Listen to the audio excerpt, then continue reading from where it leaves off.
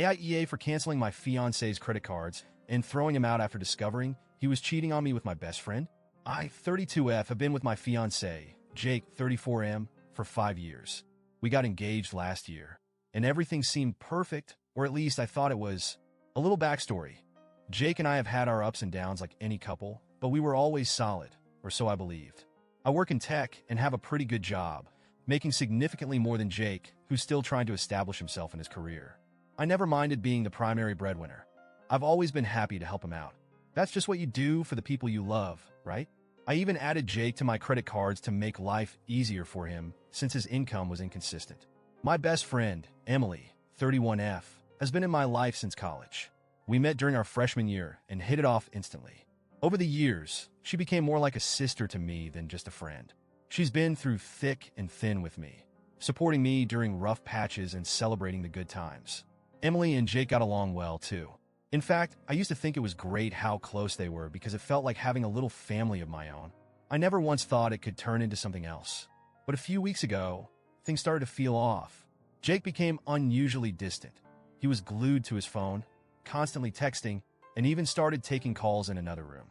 When I asked him about it, he brushed it off, saying it was just work stress or dealing with some personal stuff he didn't want to burden me with. At first, I bought it. I've always trusted him, and I didn't want to be the paranoid, nagging fiancé. But it kept getting worse. Jake's behavior was textbook suspicious.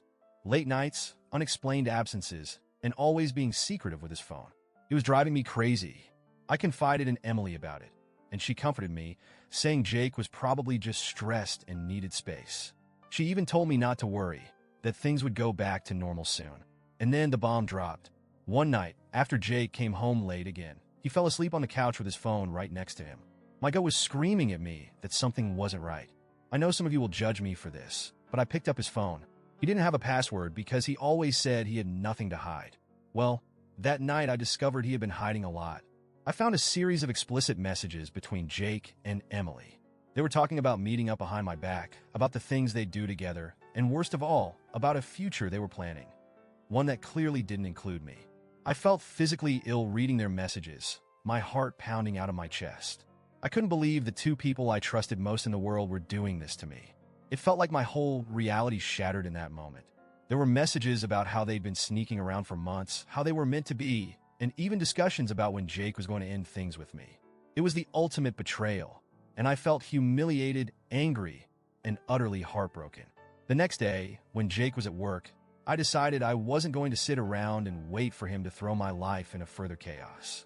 I canceled all his credit cards that were under my name, removed him from our joint account, and immediately changed the locks. I wasn't about to let him waltz back in after what he'd done. I packed up all his stuff and put it in a few suitcases on the porch with a note telling him to never contact me again. When Jake got home, he was furious.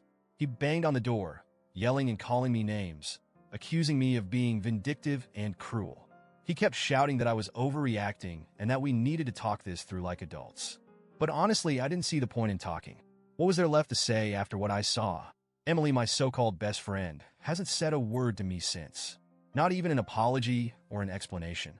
It's like she's vanished off the face of the earth, and honestly, I hope she stays gone. I've cut off all contact with both of them, but now that the initial anger has faded, I'm starting to question if I went too far. Jake has reached out through mutual friends, saying that he's in a bad place financially and that canceling the cards has left him struggling to pay bills. I've had some friends tell me that I was right to do what I did, while others think I should have at least given him a chance to explain himself before going nuclear.